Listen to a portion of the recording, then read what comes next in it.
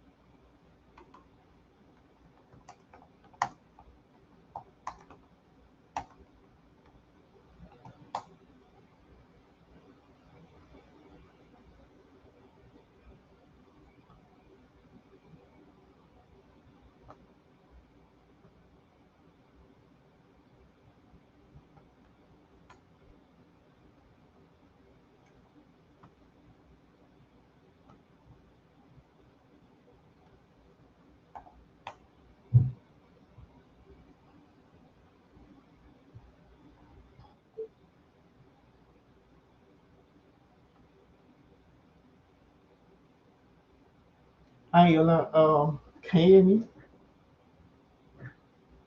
Yes, yes.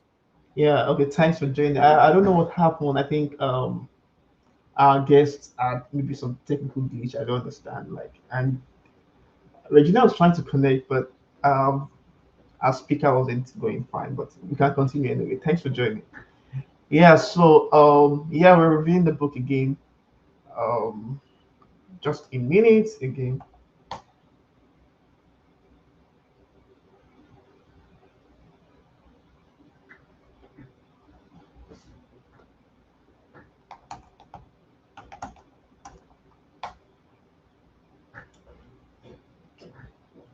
So okay.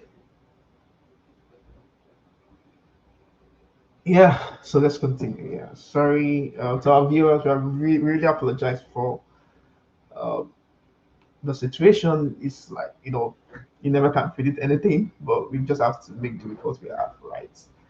Um, yes. So we have spent a lot of time trying to set up because of technical glitch, but we can just go ahead into the story.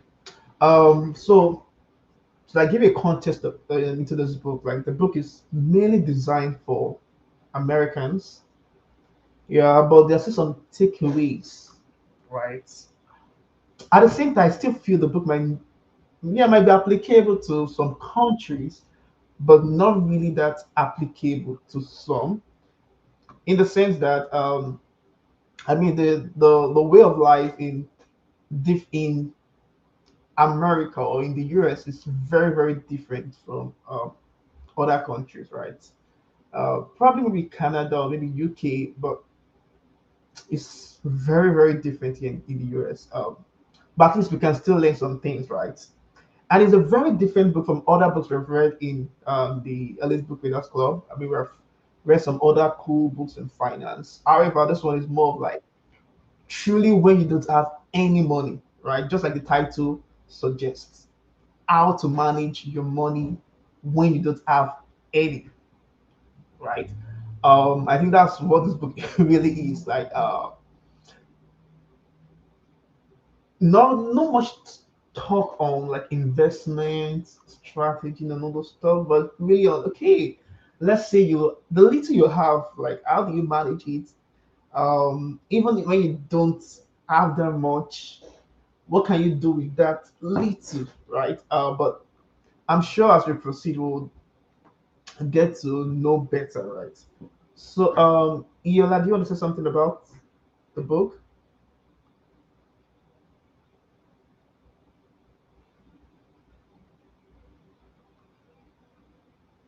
Um, Hi, Iola, can you hear me? Ajay, can you hear me?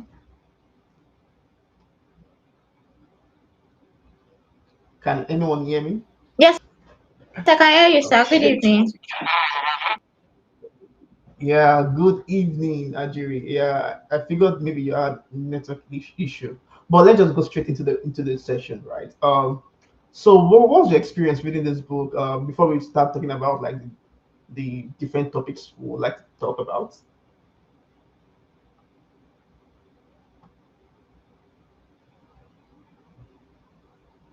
Hmm. Oh, okay. Ajiri, are you still there?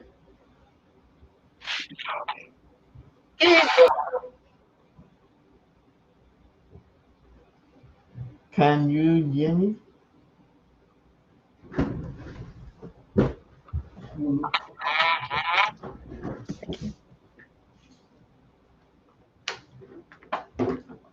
Can you hear me? Yes, I can hear you now. I can Hello, hear you Mr. now. Peter. Yeah. Can you hear me? Yes, I can hear you. Thank, okay. Thank you so much for Yes, I was asking. the Did you opportunity get my to. question?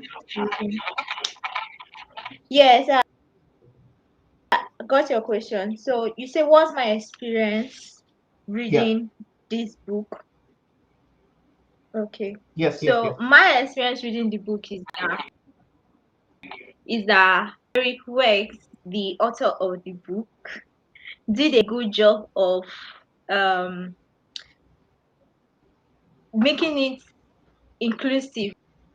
Like he came down to the level of other books you read money and all of that talks about all the systems and all of that, but he's just talking about the common man and how you can deal with.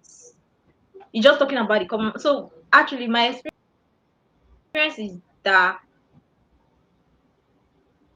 the Eric Weck including the common man issues is a very insightful thing. So it's an insightful book. It was insightful Yeah, to me. yeah, It was enlightening. yeah. Mm. Yeah, I agree with you. Like, most books like could be so much intimidating for folks that don't really have much money, right? And they're like, oh, they're reading this book, and this book is telling them, okay, you have to save this, you have to save that, you have to invest this money into this company, invest that money into this company. Yeah, this how I made, this how I was able to become rich so fast. Especially the scam of like get rich fast, all those Ponzi schemes and all those stuff, right? And the average person, or let's say someone who doesn't have much money, can't really relate with those books because they are bamboozled by so many jargons, so many financial terms, so many you have to calculate this and calculate that, and they're like, okay, I think maybe wealth is not for me, right? But I think the writer did a very very good job of making it so simple. Although he wrote in at the beginning of the book that is, although like is not, he doesn't pose himself as a financial expert, right? Trying to give expert advice. Um, but he considered the book a very helpful one for people who really just want to understand how to manage their finances, right? Who are just trying to balance themselves, you know, survive in the midst of the chaos, right? Yeah, I think yeah, the book did great, and it went. I love the fact that it went back to so many basics, right? So many basics that were taught from childhood, depending on the country or depending on your background, right? Some basics like savings. So first, let's even start with like living below your means and saving the extra, right? And one of the strategies like to come out of debt is to live below one's means, right? How practical is this? Like, it seems like, I mean, asking this question is also like, I mean, we know we should live below our means, but is it is it a reality? Like, because most times we tend not to live below our means. Like, what do you think, Adri?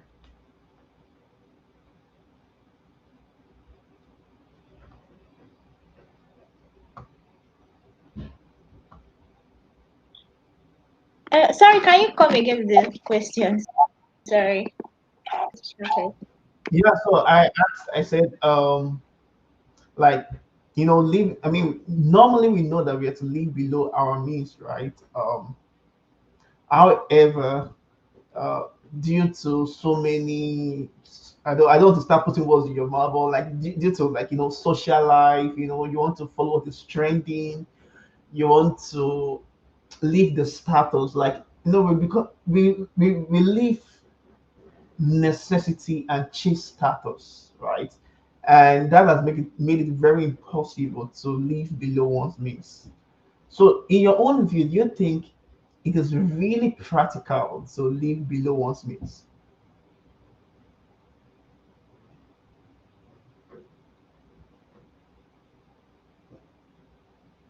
Adri, are you there? Uh, today's- So while Adri is trying to connect, we have some cool comments from those joining us via LinkedIn. Um, Regina said, aligning expenditures to income by prioritizing. Sorry, I'm trying to read it out. Yeah, by prioritizing, creating. Okay, the thing she learned from the book is that she learned to align expenditures to income by prioritizing, creating and sticking to a budget for supervisors and guided spending. Interesting. Another one is that embracing a proactive and positive financial management. Then she said creating and sticking to a budget no matter what the level of one's income. That's very important to her. Yeah. Um, then another Yep. part is that she said cultivate a positive mindset about financial management. Yeah, yeah, these are the things she has learned. So, Ajay, are you back now? Yeah. Because I think the network has not really good. Yeah. Sorry. Network. I'm back now. Okay. Talking about living below your means.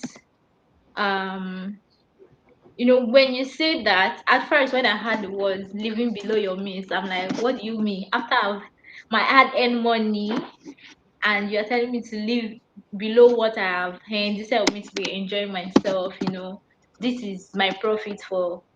But reading the book helped me to realize that living below your means does not mean that you are earning a good amount of income, passive or active, and you're not able to take care of yourself as you should based on your income. It's just saying that you should not you should not have a lifestyle of what, like, in our generation, we will term it as living fake life.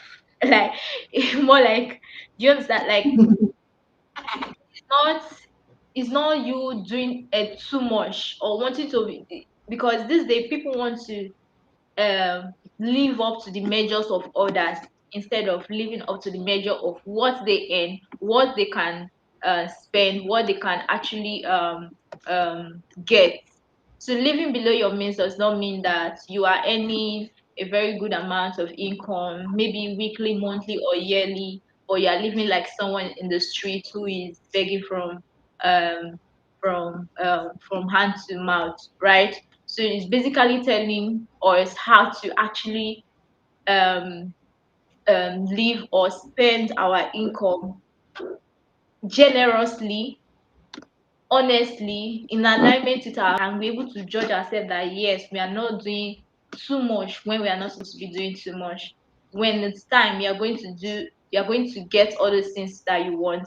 But living below your means will help you to actually know how to balance things, help you to actually um uh, get yourself ready financially for like just be able to save or measure up to the kind of life you want to live tomorrow.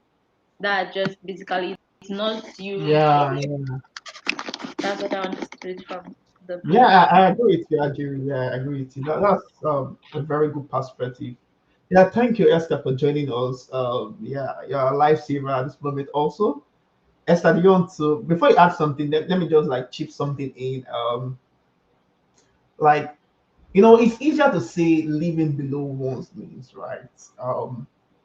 But let's dissect that thing.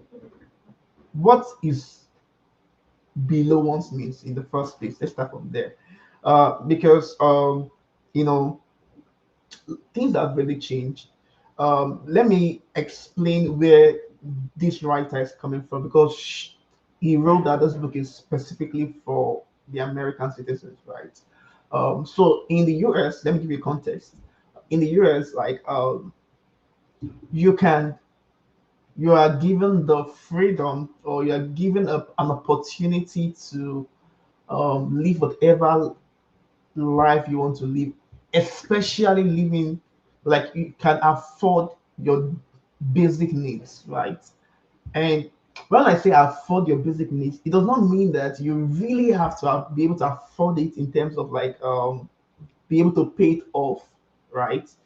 There have been some contingency plans that have been made by the government, by the system that allows people to survive or let's say afford their basic needs, even if they are living on debt, right?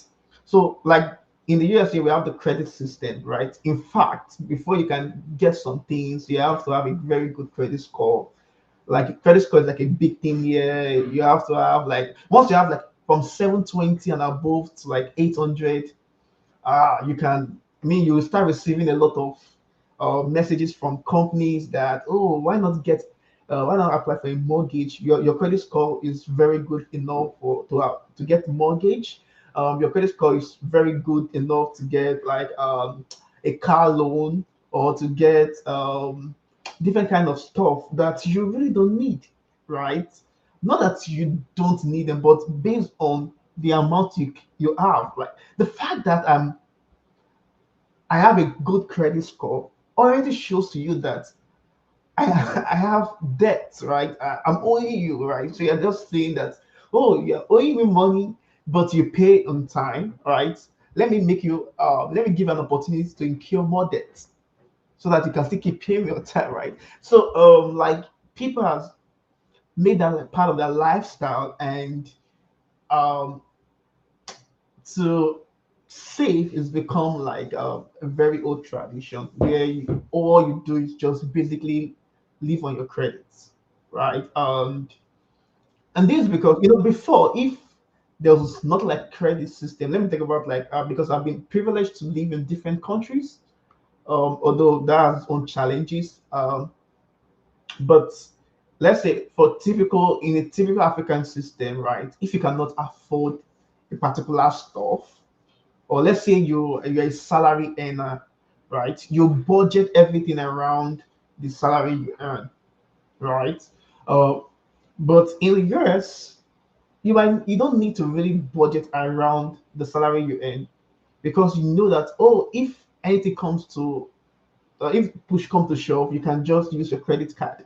So credit card has now become like an emergency plan, or or it has become what you can use to get all those great products or maybe some ostensive products, right? For instance, average celebrities that you have there um, don't really own some of those things that you see them attribute to themselves. They got them on credits and they pay off over a long time. Like in the US, you can buy a phone like iPhone. You can afford an iPhone if you have a good paying job. Not necessarily that you can pay it off at once, but you can pay over 3 years period. We call it financing plan for iPhone. Like like if you never had a plan for it before, but because there is a system like that, probably an iPhone 12 can fit into your salary structure or into your wage structure. But because of the credit system, now you are considering to get an iPhone 16 Plus or iPhone 16 Pro Max, right? And willing to pay over 3 years. So that's like the trick people have entered into. And an average American has like more than thousands of dollars in debts, right? So this is like the situation. Okay, Esther, so I wanted her to speak just now. So Ajiri, so let's look at it. Let's look at it in Nigeria setting. Like, so uh, a lot of people nowadays have access to the internet, right? To the Instagram, Facebook, and they want to wear the clothes that their celebrities are wearing, right? They want to trend. So, what do you think? Like, I don't want to be old school. I want to be new school. Do you still think if I am driven by that kind of lifestyle, I can meet up with my um financial plans? Okay, Esther, yeah, yeah. Esther, you can pick up that.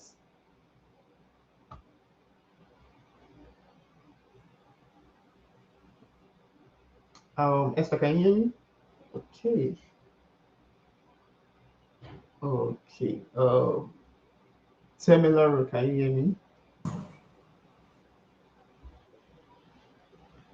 Okay. Can you hear me? Oh gosh. Yes, I can now. I really don't. I don't know if it's because it's raining, but the network tonight is a rebel. I don't understand. Oh, it's raining. Yes, it's raining over here where I am at least. I Okay. believe you asked Yeah. me So to talk on okay. Yeah. the credit card system, the whole idea behind it. Well, like you said, it's like you owing me money and I'm telling you you're doing well. So I'm going to give you the opportunity to owe me even more money. I think whoever came up with it, I don't know what the person was thinking about or the people. Maybe they wanted to provide a solution to emergency occurrences, something that comes up and you need to pay.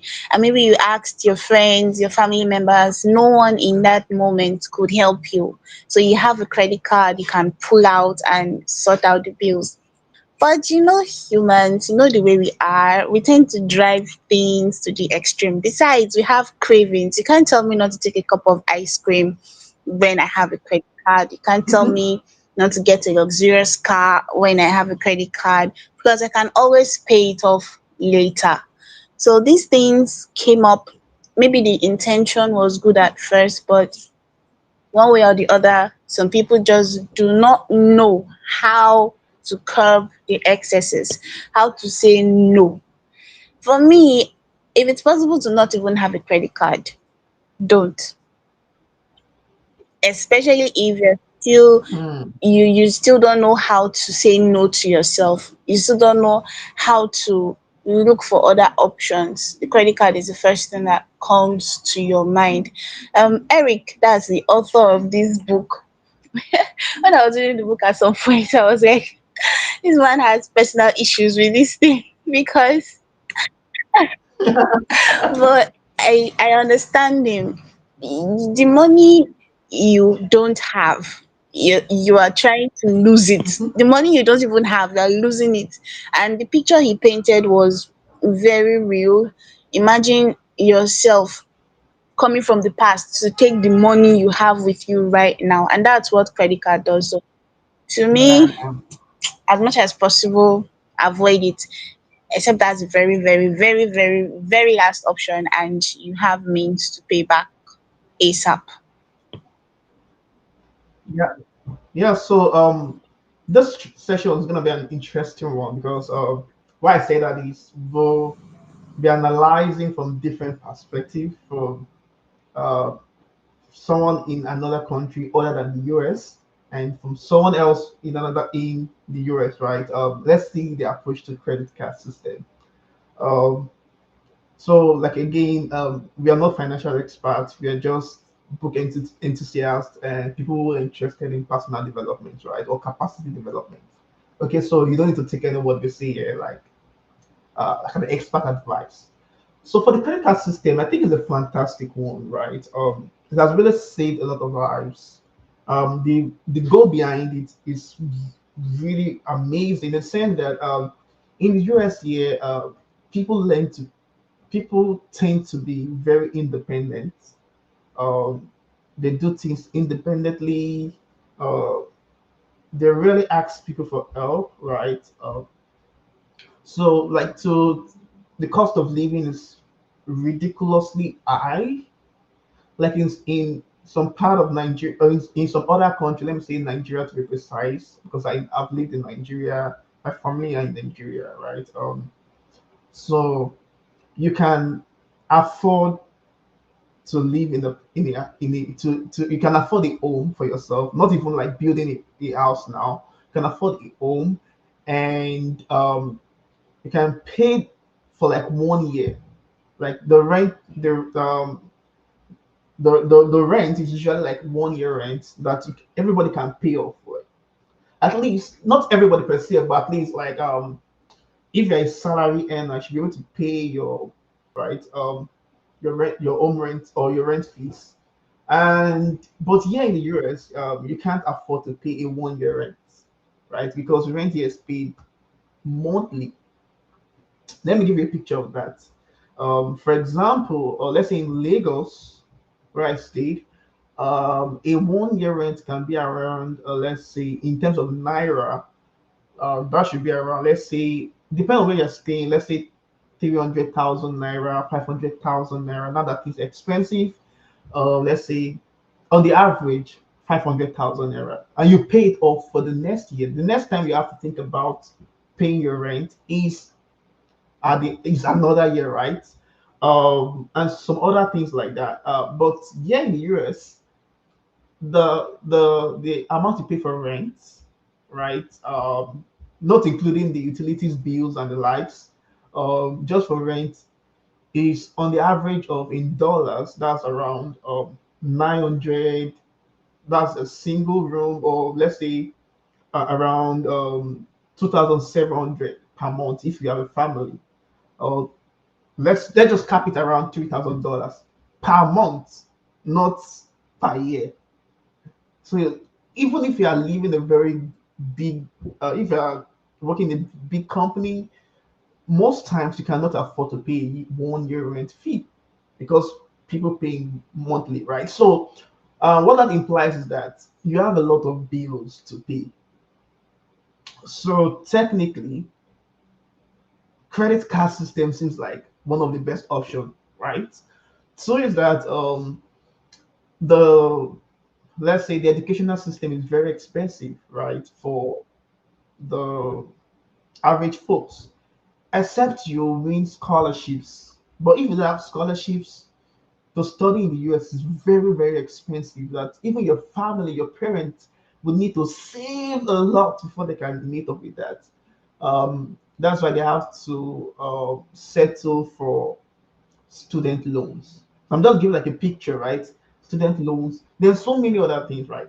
But what I think the idea of the credit card system is to like settle the basic needs. However, right, when the basic needs are settled, what happens, right? You don't mind having the minus $20,000 debt, right? You'd be like, after all, they don't expect you to pay it like that, right? There are a lot of people that have died with their sorry rest in peace, but they die with credit with debts. Like it's a normal thing in the US here. Like keep paying debt till you die, right? Because that's the way the system is built. So, and again, you cannot even afford to get those loans if you don't have a good credit card, if you don't have a good credit score. So, technically, you have to live on credits. So Esther, what do you think? Do you think if we have a credit system in Nigeria like that in the US, do you think it will help people, or people will also end up in the situation that an average American is?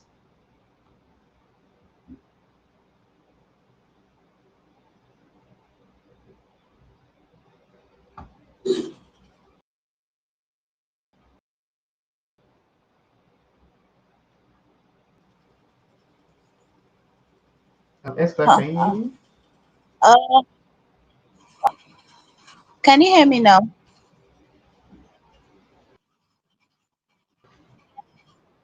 Yes, I can. I can. Can Can you? you hear me?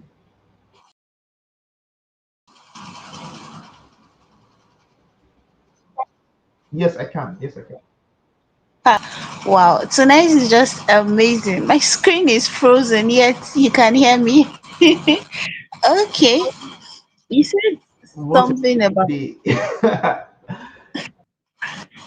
said something about living on Yes, credit. I can. Please. Even while Oh. not living on credit, things are tough enough. Then you want us to live on credit? No, no, no, no, no, no. But if the credit card system were to be introduced Oh. to Nigeria, the truth remains that yes, it might benefit some people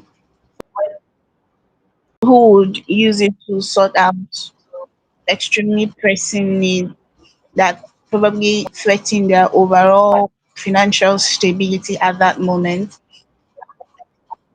Let's look at it in the long run. How sure are we that we will not end up the way the book described? Because there should be another way. There really should be another way.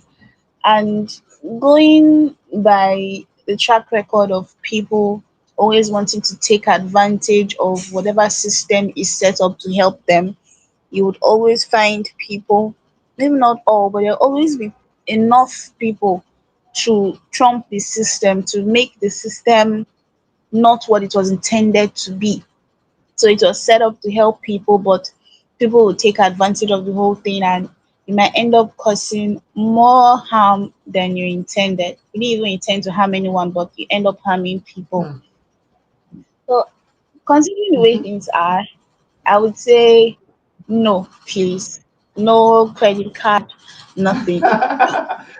Take for instance, Okay, we I'm with you. have financial institutions that loan people money. Mhm. I'm sure you know now. I don't need to mention their names, but you know those Yeah, institutions yeah, I that know loan them. I know them.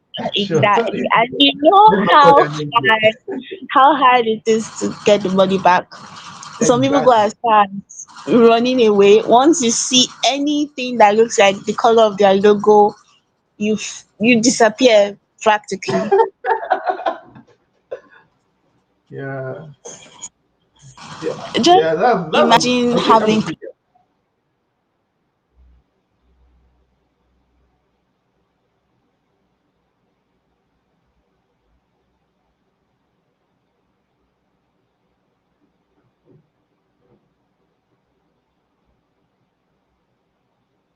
Esther, can I hear you again?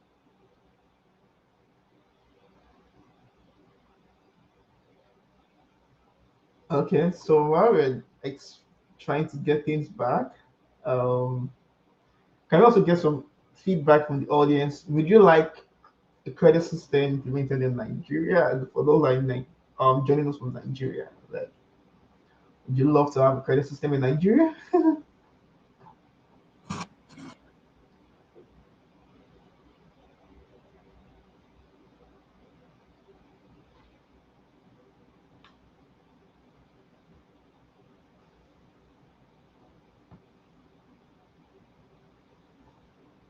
Yeah, Regina said, if that is done in Nigeria, it will be abused. Oh, it would have been abused. Okay. Yeah, yeah. And she said this kind of system glorifies working to pay off bills, right? From school loans to car loans and mortgage, right?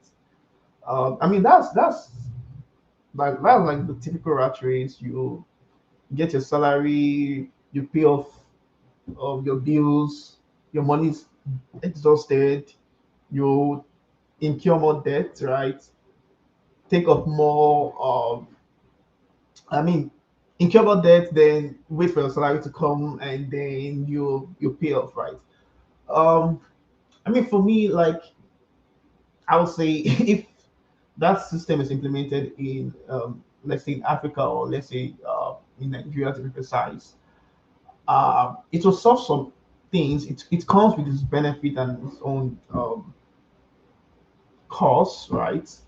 In the sense that an average person would need to solicit for funds from people. Like you won't need to, for example, I mean, like you don't need to reach out to people to for help, which is like the typical way in the US. You don't need to ask for help from anybody. Um, you don't need to beg your uncle, your aunt for anything, because you know you can take up this loan. And then when you get that dream job, then you can pay back, and after the while, get to live your life, right? That's like the typical flow, which is, I mean, I think it's a nice thing. It's just that um, debt or the credit, not the system itself, like it's just the human nature, right? Once you start finding it comfortable to live with debt, um, over time you get so accustomed to it, and you find yourself in the pool of it. Now, let me not even speak abstract. I can use my life as an example in this case, right? I remember when I came to the US, right? Um, I get everything with my money. Like I have savings, you know, I have some very nice savings, and then I can buy anything I want to buy.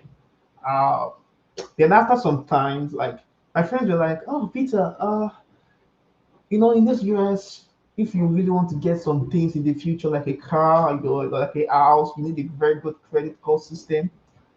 I was like, "Okay, let me give it a try." I got a credit card.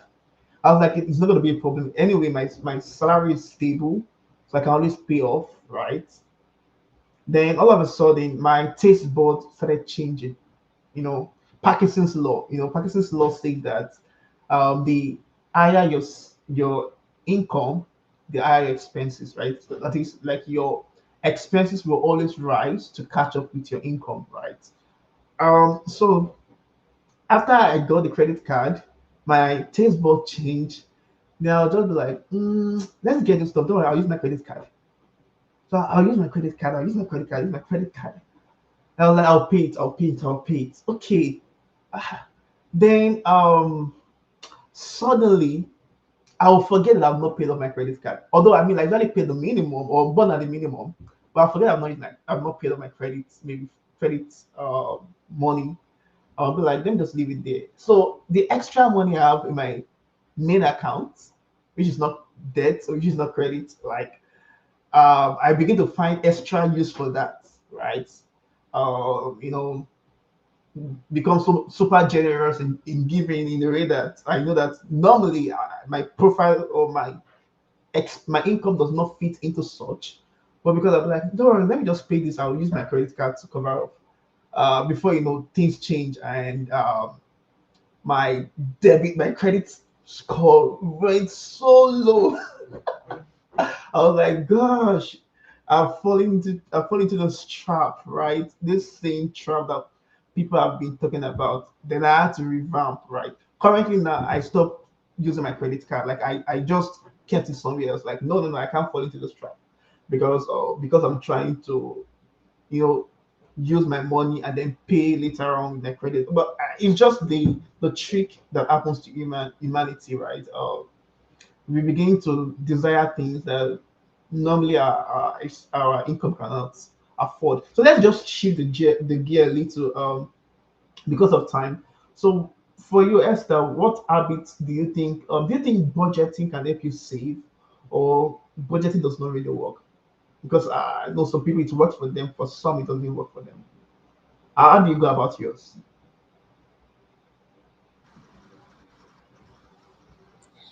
Can you hear me? Yes, I can. I can. Okay. I think to a large extent, budgeting helps. The truth is, at the initial stage, it might be difficult to really stay true to the budget. As a matter of fact, I remember the time after one of the books we read, one of the recommended books we read last year on finance. I can't back to one, but the author recommended that we took notes of everything we spent. I mean, to to, Mm-hmm. to sachet of water that you buy, everything. And I started Mm-hmm. doing that. I didn't last long. I must say that It's tiring. I've done that too. I didn't last long. So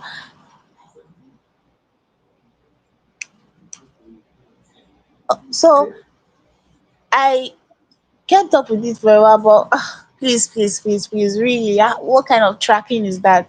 I gave up. I gave up. Please, I tried again, but I decided to go with budgeting. Even before I got to the part where Eric talked about budgeting, I already wrote out my budget for next month.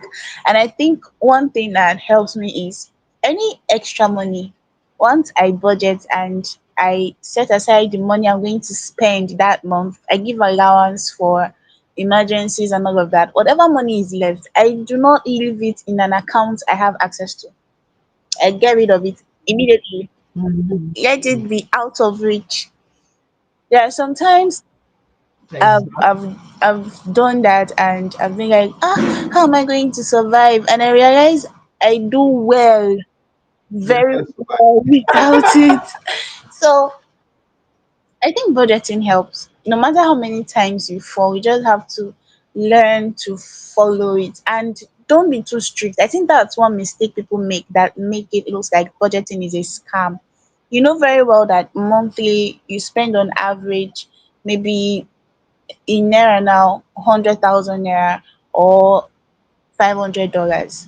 That's how much you spend on coffee, on restaurants, that's fast food or anything. When it but all of a sudden you want magic is that. So you just have to be honest with yourself on how much you spend.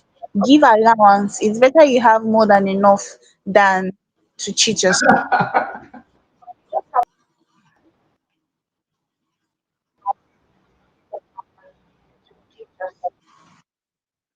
Very important in budgeting, right? Be realistic. Don't try to paint an ideal picture of something that you know you don't do, right?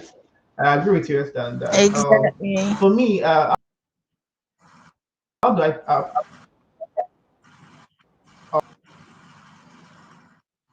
um can you hear me?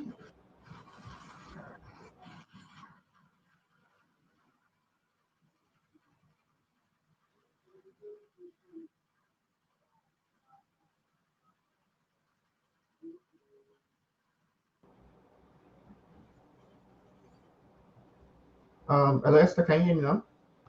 I can. Yeah, I think I also had like a network glitch at my own end, so my system just froze up. Um, I don't know. Today is let's say today's a fantastic day anyway. Yeah, thank God. Yeah, so you're saying something. I think I cut it short while you're saying something. Yeah. No, I was done. I was done Okay, speaking. okay, okay. Yeah. So for me, I think budgeting really is really good. It gives you a sense of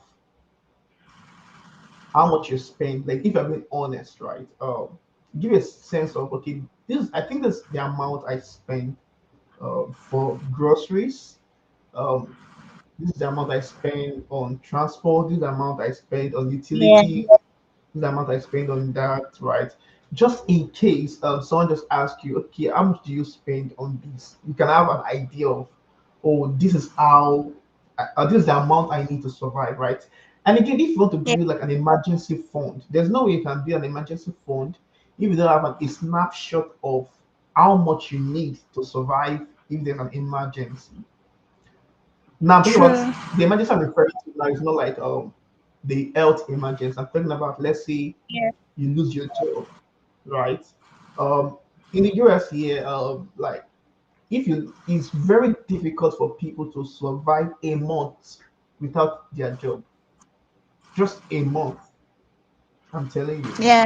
True. because Very true. there's a lot to. I mean, like you are trying to live daily. You are just making ends meet. But I mean, you have a very huge salary, right? But your lifestyle, where you're staying, the bills and everything cannot afford you to lose your job once. And that's like putting yourself in a risky situation, right? Because, you know, challenge, financial hardship is inevitable. It comes to everybody, right? But if you budget, you can be able to have an estimation of, okay, let's say push come to shove and I'm laid off from my company. How many months can I survive, right, before you get another job? Mhm. So I think those kind of future thinking is what will help us to really, really, save. Not because we really want to save, because I mean everybody likes to enjoy good things, especially when you have gone through hardship for a long time, and you finally can Yeah. now afford to live the kind of life you want to live. To save will not be on the top priority. Be like, I've suffered enough. I need to enjoy my life, and that's why you see celebrities. Uh, Celebrities will make a lot of money, and when they go out of fame, they go broke, and then they start blaming who their producer was or somebody or something like that. Whereas when they were in the game, they had no plan for the future. They thought it would be all rosy. You can see that's the situation we find ourselves in. And I really, I mean, I agree with your own approach. Like I also do the same. When I came here, I was like, no, in back in Nigeria, I use the same approach. Like I have, like, Nigeria is easy to open multiple accounts. So Yeah. yeah, I would open too many accounts and then put one part of the money into this. This one is for this, accounts for this, right? And it really worked. Uh, in the US, when I came and I was like, okay, let me just stick to one account. You know, you can man know thyself, right? That's Delphic Oracle, right? And once that money is there, like I'm always like, oh, I have money. You know, and I want to buy something. I'm like, okay, I have the money, I can buy it. Until the Very money gets true. low. But when I started using separate accounts, I took the bold move to open separate accounts because you don't. The way money moves here is not like it's safe, but it's not. You don't want to just open accounts randomly anyhow like that. But I had to open different accounts that I know that it's difficult to get the money. Um, and that was how I was able to at least save some little money for myself. Because I mean, like I was also struggling with So what I just do is just once I get my salary, I instantly push the portion for savings, push the one for emergency, the one that is for my credit card I pay off, then the one that is my normal living expenses I just work on that, right? And that's working Yeah. so far for me. Yeah, yeah, sure. So yeah, but let's look at it. To be honest, this book is saying how do you manage your money when you don't have any. So how do you manage to keep an emergency fund when you cannot even afford your daily square meal? Seminar, do you want to say something about it?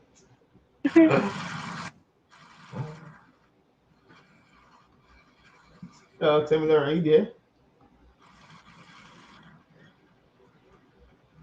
Okay, yes, I can go ahead. I think Seminar. To be honest, I saw a comment in the chat section. Was it on LinkedIn or where someone said, I hope this book is not trying to tell us not to be wealthy, something like that. Honestly, at some point when I was reading it, I really no, no, no. I was like, what are you saying? But I had to keep reminding myself that you're supposed to expect it because it is very clear from the title of the book. It assumed you don't have money, so don't be angry. This is what the author really wanted to say from the start, and he even said it at the introduction, because this is not a book to teach you how to be wealthy. It's teaching you how to manage your money, which it did.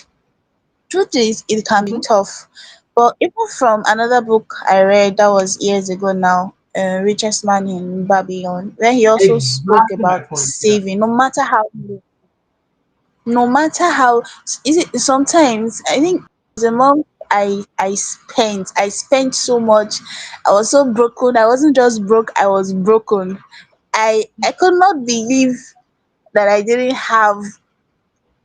even know where the money went to, how the money vanished.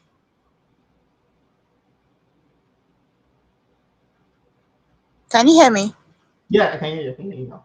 Okay, but at the end of the day, I suddenly remembered I had just, how much was it now? Let me say 3,000 naira left, and I remember that I had not saved that month. Even if it's 500 naira, something, anything, no matter how you just to sort of like show that, hey, I'm present, I'm still alive, and I'm still saving. So even if it's small, and I've realized that with time, if you are consistent, you'll be able to save more, you'll be able to do more. So if you're down to your last penny, look for a way to save something. I think many people just get discouraged because they feel the money has to be a lump sum, it has to be a huge amount, that would be something very tangible. So if they don't have hundreds or thousands, they wouldn't save it for any emergency. But I believe Exactly. even if 10%, if you can't do 10%, how about 2% of your Mm-hmm. income? No matter how Mm-hmm. little, just try to set something apart. Yeah, yeah, yeah. I mean, no matter how small it is, I think it's always a game of numbers, right? And that's why we Yeah. don't really see the value of compound interest, right?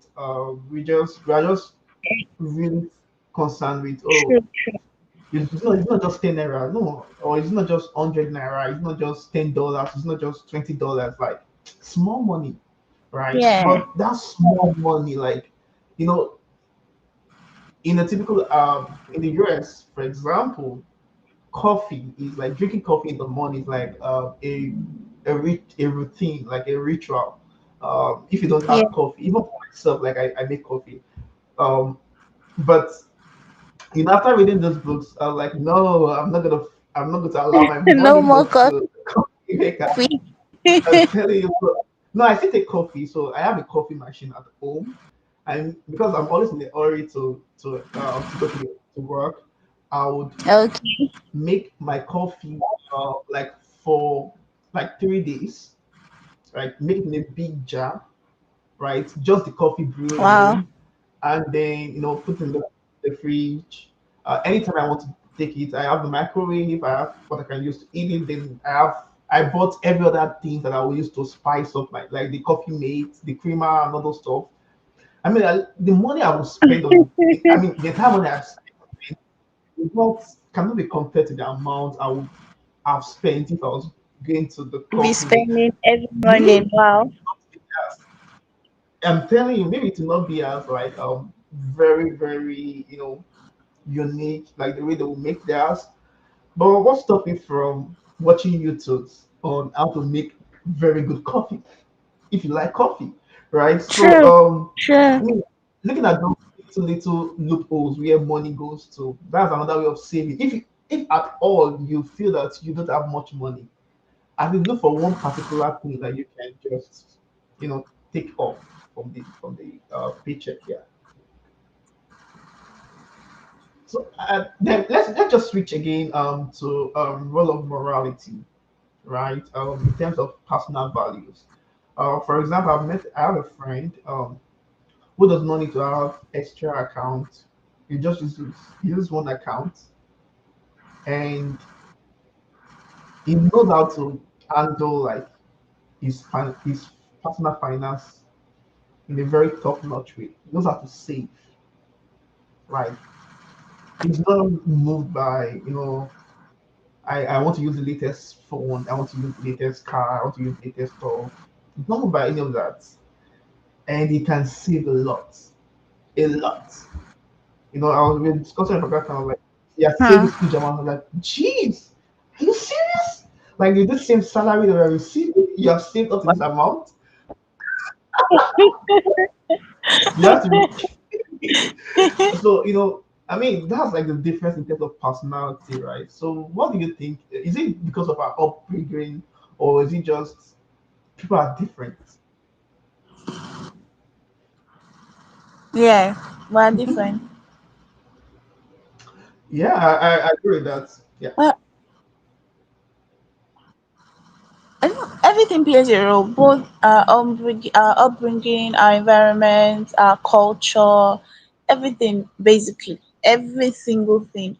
Especially when maybe you're deprived of something while growing up and you're grown now, you have the money. It's like you want to make up for lost time. You want to all the years that you lost that you couldn't get those things, you want to have them now. I know somebody who she said something that while she was in school, she couldn't buy shoes. So she told herself that when she would eventually graduate, get a job or a source of income, that she was going to kill herself with shoes. And she stayed true to that promise. Honestly speaking, if you see her shoe rack, you are going Wow. to run. She has shoes for everything, different colors. And I'm like, "Ah, why?" But she is sort of like trying to just pay back, reward herself for all of those years. But imagine she always had shoes growing up. She wasn't deprived at any point. She always had money to buy shoes. Maybe if you sell all those shoes on her shoe rack, the money you would get would probably be in her account by now. So these things all play a vital role in how we see money. See, a tool for what? Some people see money as a tool for gratification, a tool for boosting their self-esteem, for reinforcing their value, for proving a point, for projecting a certain image of themselves onto the mind of others. It all depends on what we see money as, and our values, our morals, they play a whole lot, they have a lot to do with that.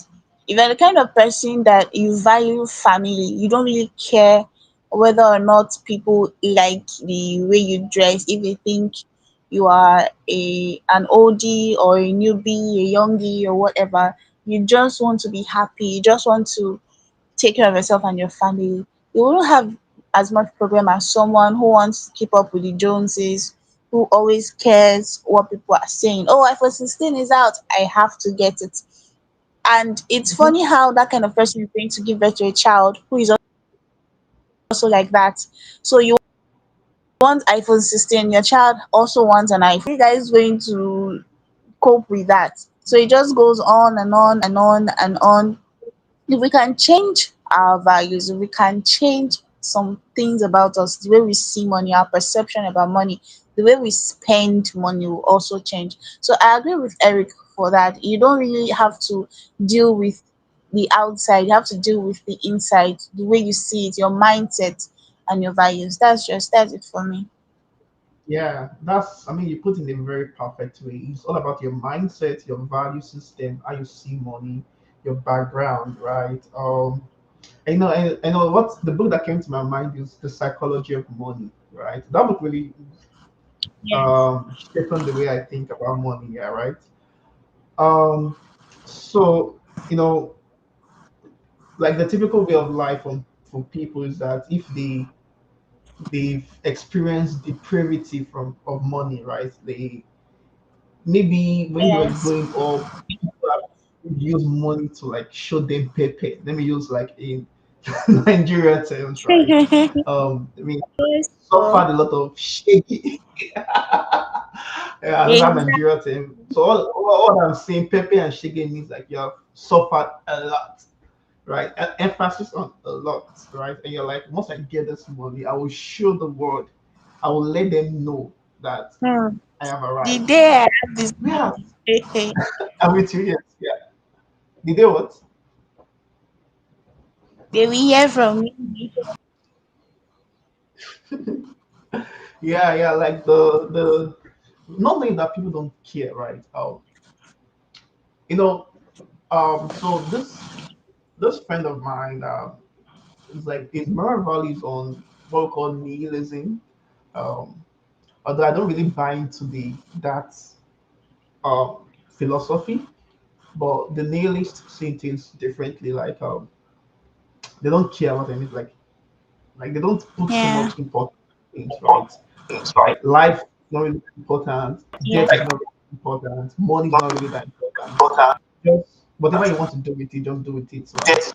So that really like gives in like a lot of flexibility in his decisions, right?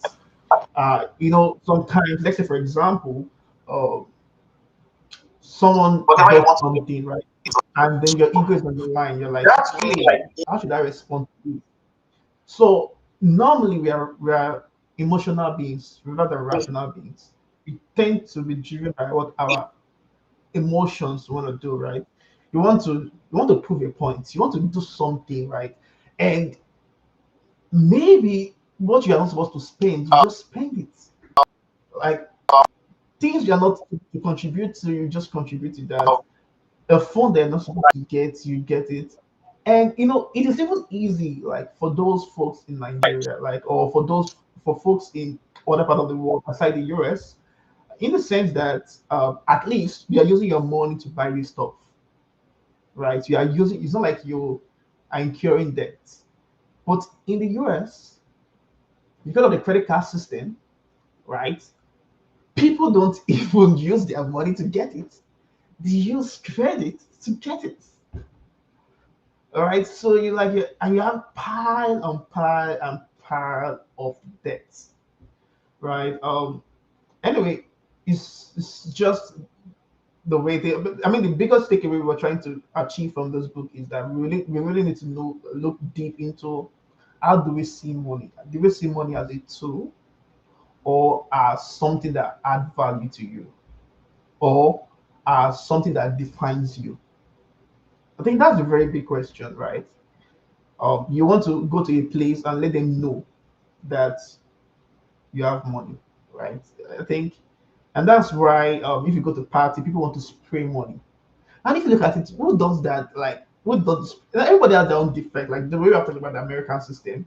Let's look at the African or the Nigerian system, for example. You see people attend parties and you know spend a lot of money in getting the clothes, like dressing up for the party, spend a lot of money, spraying the money during the event, just because they're calling your name, they're eulogizing your name, and you want to show them. So you're like, we need to show in that party that I have money, right? But that's beyond the circumspect of needs. But does it mean that we should only live based on our needs? Not really, right? But the major focus from the book is that he's not saying you should not live wealthy. He's not saying you should not show the lifestyle of an affluence, but make sure the basic things, such as consider emergency fund as a basic need. Consider savings as a basic need. Once you have settled those ones, any other thing you're free, feel free to do that, right? And I agree with the author on that. All right, but let's switch again to because of time. Let's switch to some controversial topics that I feel A lot of may not be realistic. I feel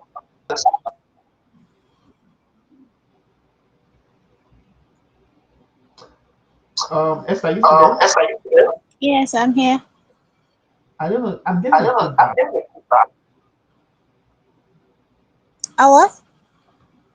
Like I'm getting a Like I'm feedback. getting feedback. Oh, from my end. Yes. Yes. I really don't know. Let me try muting and unmuting. Okay. Because I can hear Because I myself. can hear. How about now? Okay. Okay. Still the same thing. Still Okay. something. Okay. No problem. No Yeah. problem. You can Yeah. just continue. I just Oh, it is a lot for me to handle. Okay. So yeah, so is living completely debt free almost like the smartest financial strategy, right?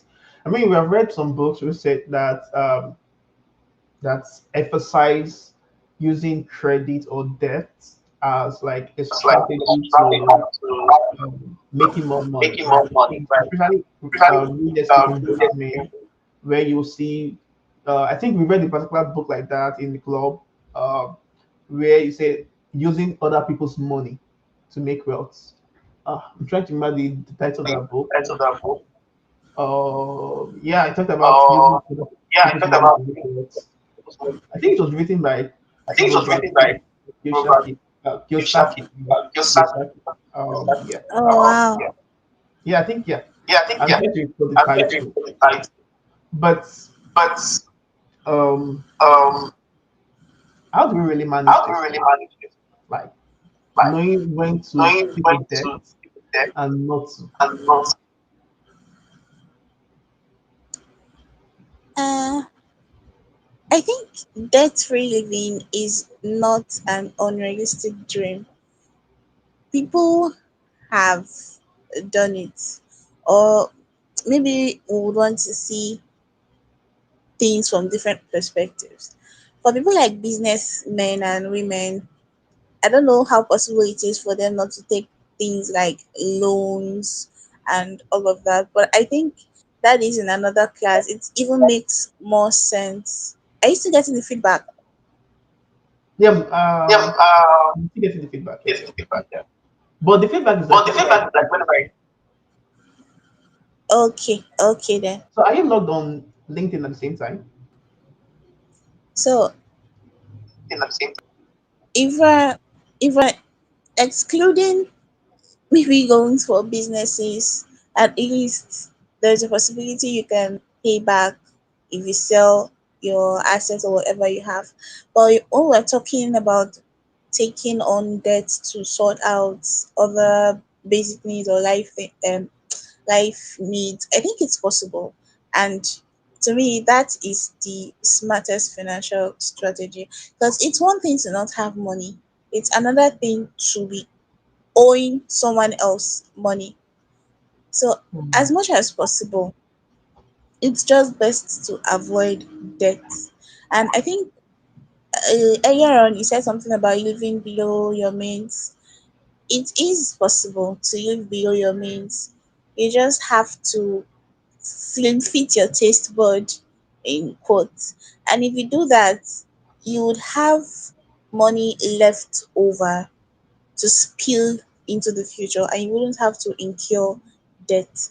So yes, being debt free is the smartest one of the smartest financial moves we can make. Yeah, I agree with you. Oh, okay, thank you. Can you mute your mic, please? Okay, thanks. Yeah. So I agree with you on that. Like, living debt free is possible, but it depends, right?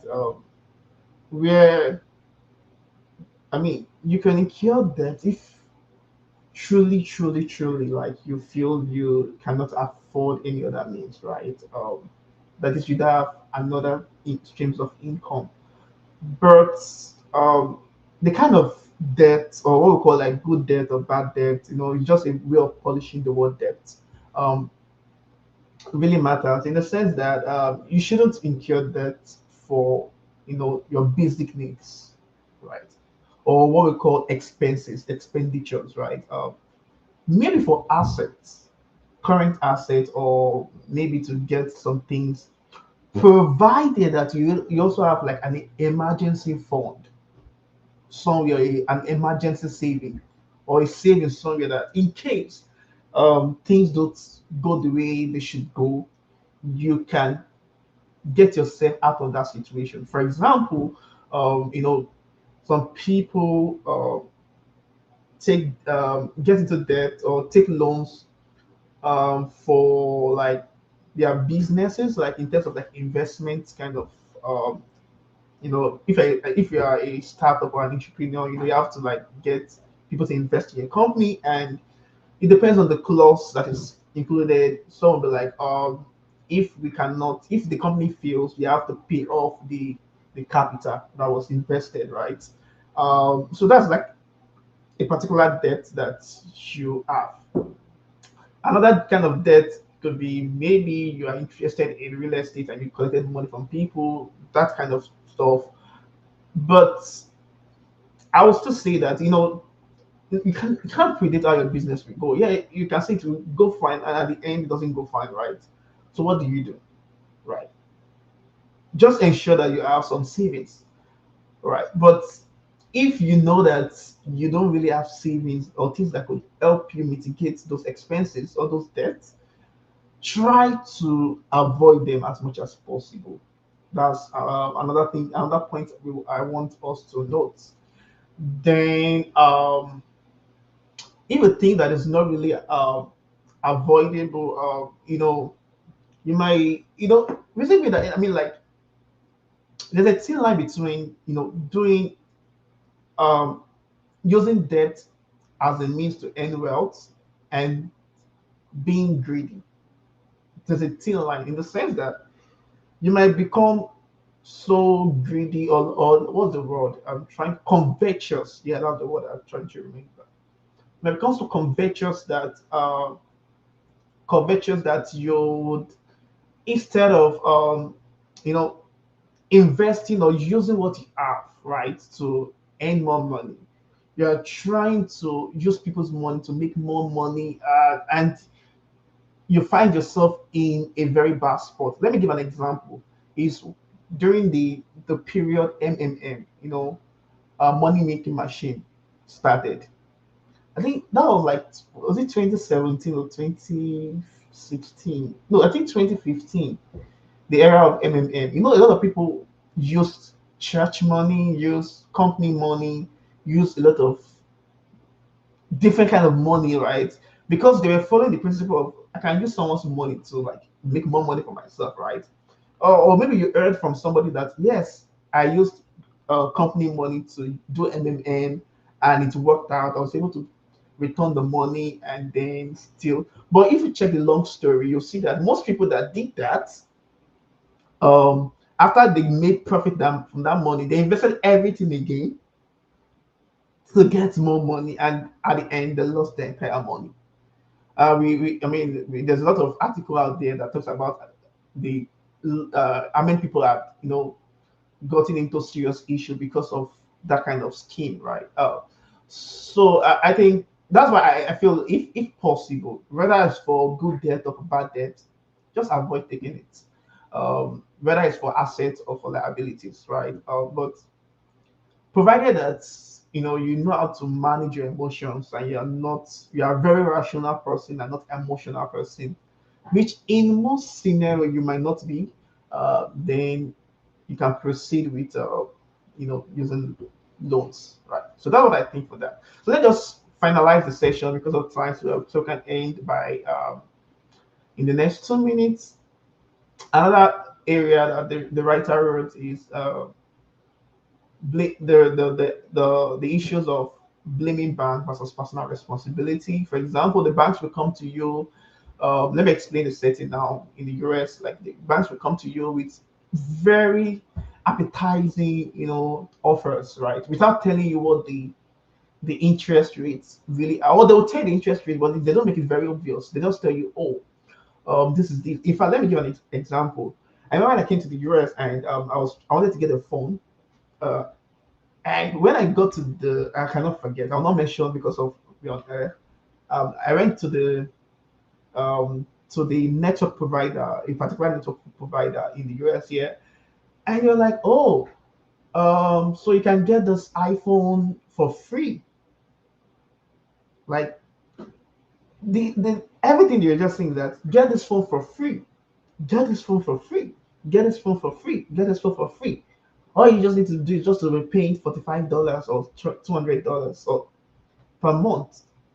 That's what they sell to you. It is later on, after you have gotten the phone, then they now tell you, okay, this is the amount you are paying over, like, you pay this amount for 3 years. So if I had never discussed with, like, folks who are here, or get more information, I would have just fallen into that shit. Like, although it's good for some people, but you are paying more money. You are being placed on the most expensive subscription that you don't actually need, and interest is included to the actual cost of it. So in the long run, you are even paying more money for that stuff you wanted to get that you could have paid, let's say, even half, or let's say, yes, half of it. Yeah.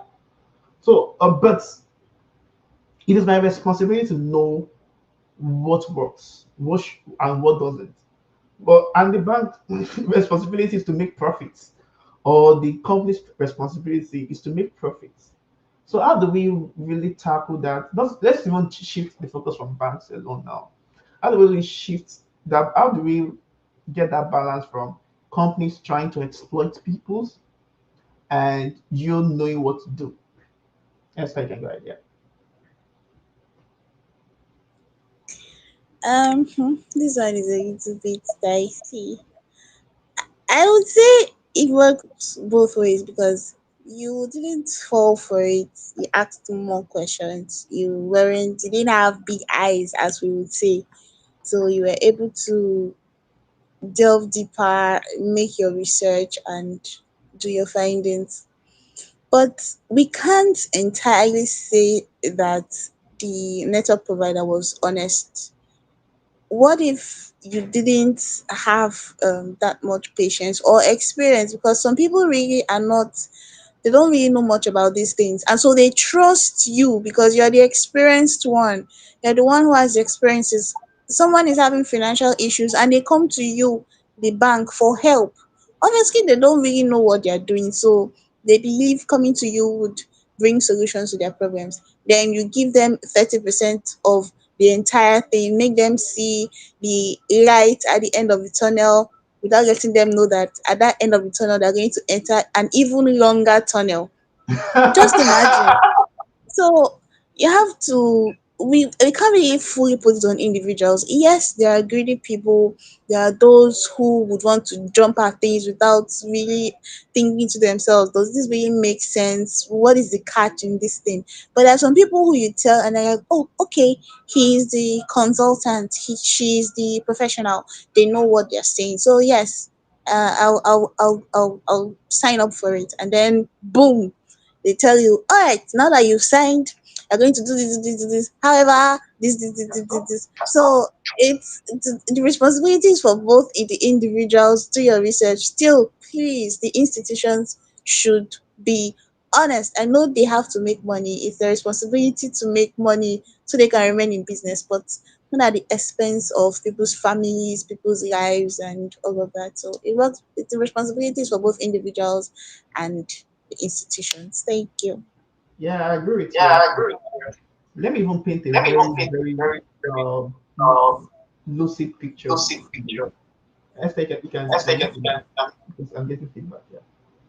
So the way it works here is that this book is basically for the Americans, right? So that's why we're bringing in the American perspective.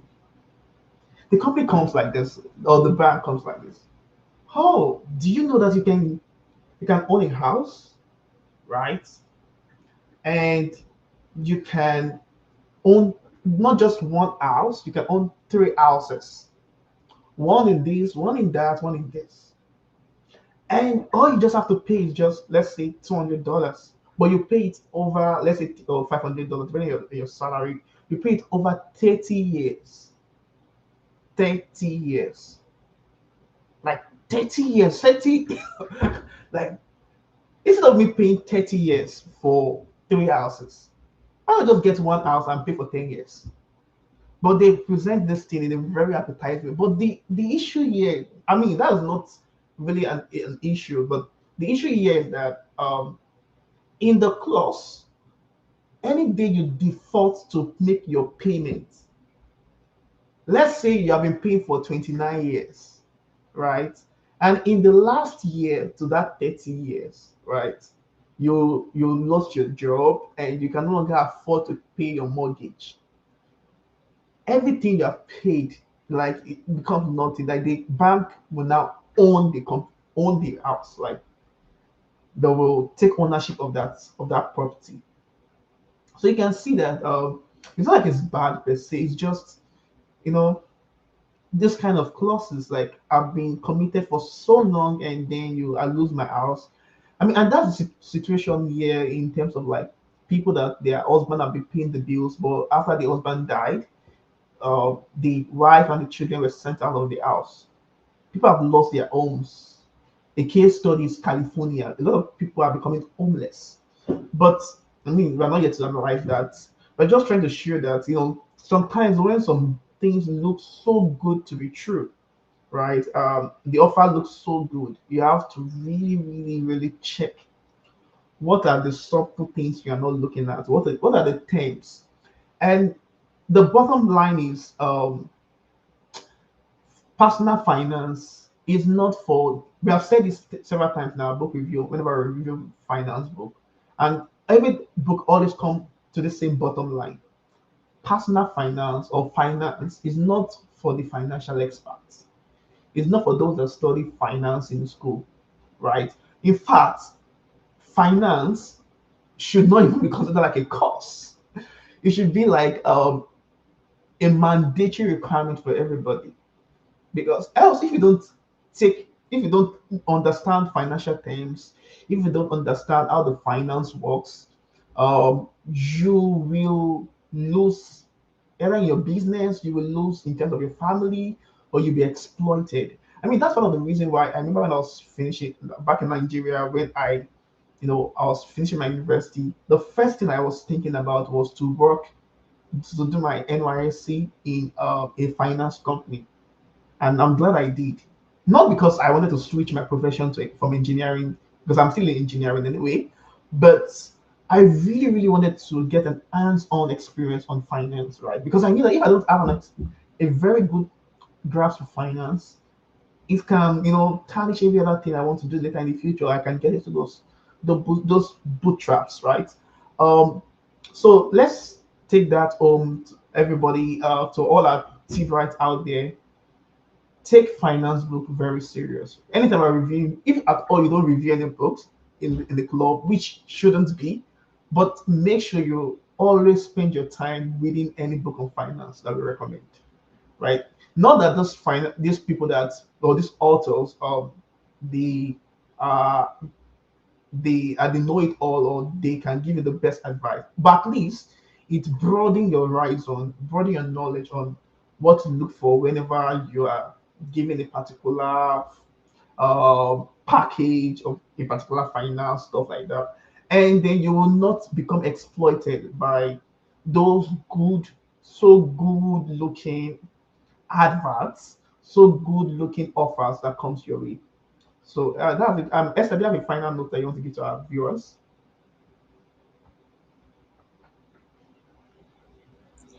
I would just say we should keep learning about this finance issue, like you said, and we should also know how to make it suit us because sometimes, like this book now, those in the US.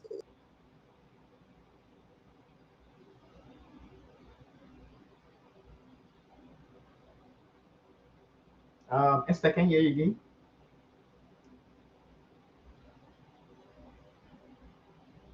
Okay, while we try to get Esther back, I'll read some comments from people. Regina said, so learn to be content or contented with what you have, ask questions, read the fine print. It's very important. Uh, one of the things I know many of us don't read is the policies. I've read the terms and conditions. The terms and conditions. I'm sure nobody really reads that. It's too boring. But to be on the safe side, try to read like the terms, the fine print, right? And it's not like the companies are gullible. I mean, are greedy. Just like Regina said, she said that they are just. I mean, people tend to be gullible, right? So that you don't end up being deceived, try to get familiar with financial things, and at the same time try to read details, right? Take your time to read your details. Don't be in a haste to type yes or no. to anything that has to do with finance. Yeah, so thank you so much. Thanks if you've stayed with us till now. I really want to appreciate you. Despite the different issues we had today, in terms of like the network glitches, uh, we are most of our reviewers are in Nigeria, and it's rained today, uh, so it's really affected the network. But hopefully next month end we won't have that kind of repeat. So if you're yet to join the club, you can join the club using the link below. At the same time, I think in this month of October, we're reading a book on relationships. So for our team rights or the members of the club, try to select your book of interest, and then see you in the next edition. Thank you. Bye bye.